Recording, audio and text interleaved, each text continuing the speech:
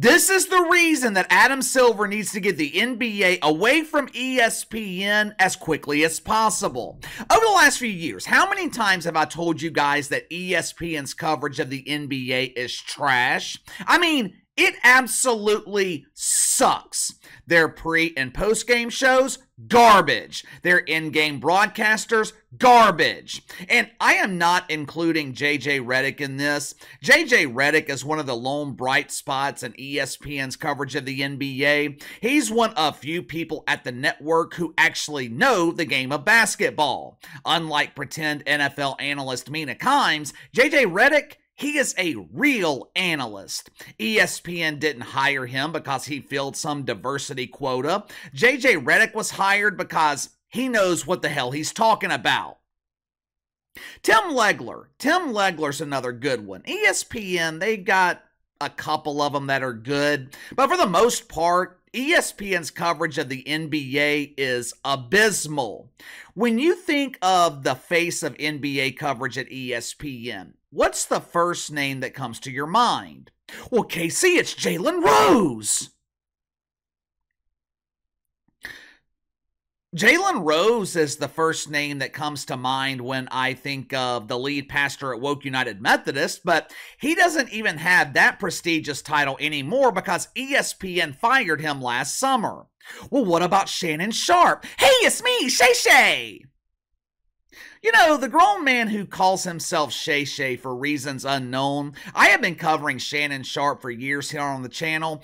I still haven't figured out why he prefers to be called Shay Shay, but weird names aside, Shay Sharpe, he's decent when talking about the NBA. He has this weird fascination with LeBron James, who he refers to as Billy Goat James, but Shay isn't the expert. Shay is not the face of NBA coverage at the worldwide leader in woke. When most people think of the NBA on ESPN, they think of Deacon Stephen A. Smith.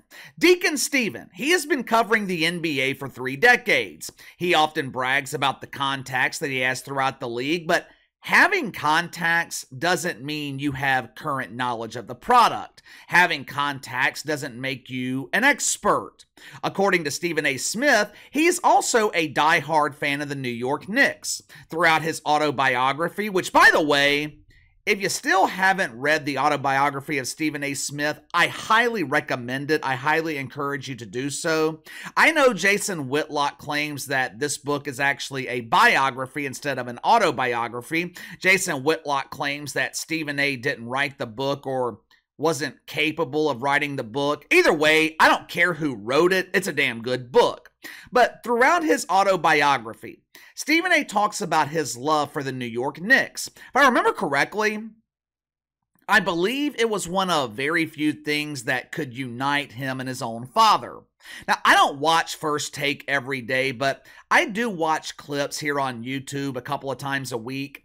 I can't tell you how many times I have heard Stephen A. Smith claim to be a die-hard fan of the New York Knicks, which is why I was incredibly confused when I saw this clip earlier this morning. This segment is from the Stephen A. Smith Show. Well, KC, what does that have to do with ESPN? This show has no affiliation with the network. It is not a reflection of ESPN's NBA coverage.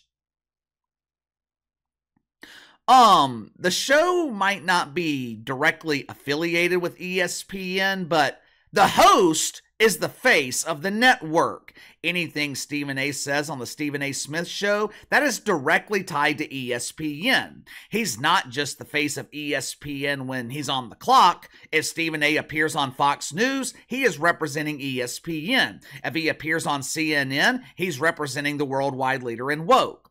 Over the past couple of weeks, the Knicks, they have surged almost to the top of the Eastern Conference. They are being assisted by an epic late-season meltdown in Cleveland, but the Knicks, they have been playing good basketball recently. Jalen Brunson is healthy and playing well. They're not going to have Julius Randle for the postseason, which, I mean, that's not all that unusual since Julius Randle never seems to be available for the playoffs. This surge from the Knicks, it has Stephen A. Smith excited. Yesterday on his show, he was expressing his excitement for his hometown team. Now, when I initially saw this clip, I'm not going to lie to you, I thought it was fake. The reason this wasn't the first video for today, I wanted to confirm the legitimacy of the clip. My thinking was, there is absolutely no way a diehard fan of the New York Knicks, someone who claims to follow the team closely, there's no way they can make a mistake like this. Watch for yourself. I'm looking at Grimes. He's looked good. I'm looking at Isaiah Hartenstein as a reserve, giving you activity off the bench. Excuse me? Come again? Did Stephen A. Smith just say he has been looking at Quentin Grimes and he's looking good? I guess Stephen A. is talking about the physical appearance of Quentin Grimes. I guess he ran into Quentin Grimes at Club Shay Shay and he was fresh out of the barber looking good in an expensive Gucci suit. Perhaps Stephen A. saw Quentin Grimes and thought, damn, that is a good looking dude. That's the only logical explanation I can think of because Quentin Grimes, he hasn't played an NBA game since March 13th. He hasn't played an NBA game with the New York Knicks since January 30th. This dude was traded to the Detroit Pistons before the trade deadline in early February. According to Stephen A. Smith, there is a logical explanation for this error. He responded to the thousands of people on Twitter who were clowning him for his ability to be a grade A doofus, and he said, I made a mistake, damn it! You people don't know how much I have on my mind right now! I'm really going through it! I'm going through the struggle, y'all! I'm about to cry right now!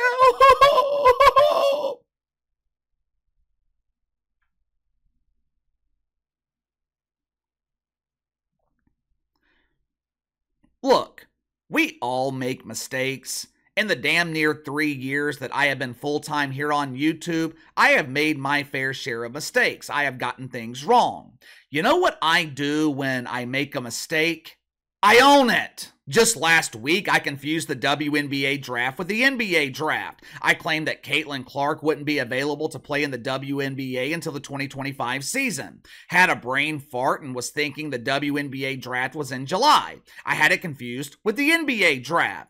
Several of you guys reached out to me, pointed this out. I didn't make excuses. I didn't turn myself into the ultimate victim. I didn't come on here and say, I'm really struggling right now. There's so much on my mind between my personal life and launching this new merchandise line, launching channel memberships, having meetings every day. It's too much for one person to handle. I came on here and I told you I messed up. The problem for Stephen A. Smith, self-proclaimed NBA expert, self-proclaimed diehard fan of the New York Knicks, the problem? This was not the only mistake that he made in less than 20 seconds. Well, Casey, I know he mispronounced Isaiah Hartenstein. Nah, I'm going to let him slide on that one. As someone who consistently mispronounces names, I can't fault someone else for doing the same thing. Although I will say, I have never mispronounced the names of players who are playing for my Pelicans because I watch every game. I follow the team. Stephen A. Smith, though, he claimed that he has been watching Isaiah Hartenstein coming off the bench and giving the Knicks good production, giving the Knicks good minutes. Now, I don't watch the Knicks, and even I know Isaiah Hartenstein, he is a starter. How in the hell is a starter giving you production and minutes off the bench? Let me ask you something. How is anyone, casual fans, how is anyone supposed to take Stephen A. Smith seriously going forward when he is analyzing the NBA? I don't expect anything from Stephen A. when it comes to the NFL. I know he doesn't know shit about the National Football League. ESPN's not paying him to analyze the NFL. ESPN pays Stephen A. to be entertaining when talking about the NFL. There are no expectations for Stephen A. to know anything about Major League Baseball. Baseball is rarely discussed in the national media because on a national level, people aren't watching it. Soccer, UFC, college football, college basketball, there is no expectation of knowledge for Stephen A. Smith. His one area of expertise is supposed to be the NBA. Over the next 2 months, ESPN will have Stephen A. Smith at all the major playoff games. NBA Finals, Stephen A. will be front and center. He is literally the voice of NBA coverage at the worldwide leader in woke. How is anyone supposed to take him seriously when he doesn't even know the players on his own team? If Stephen A. Smith isn't watching the Knicks, more than likely, he's not watching the other 29 teams in the NBA either. If you're not watching the team that you are supposedly a diehard fan of, you really expect me to believe that you're watching my Pelicans? You're watching the Celtics, the Lakers, the Warriors, the Suns, the Jazz? I'm no expert when it comes to basketball. I have more knowledge than the casual fan. I can spot zone defenses. I can spot a mismatch on the floor, but I'm not an expert. However, if you were to ask me about my Pelicans, I could tell you anything you wanted to know. Want to know the starting lineup last night for their game against the Blazers? Jonas Valanciunas, Zion Williamson, CJ McCollum, Trey Murphy, Herb Jones. Who? Herb Jones! Herb Jones! Jose Alvarado, Larry Nance, Dyson Daniels, they rounded out the rotation off the bench. The Pelicans are an automatic for me because I watch all 82 games. Haven't missed a game all season. And it's not like the Knicks are struggling. It's not like Stephen A. isn't watching the Knicks because they're out of playoff contention. Right now, they are the 3 seed in the Eastern Conference.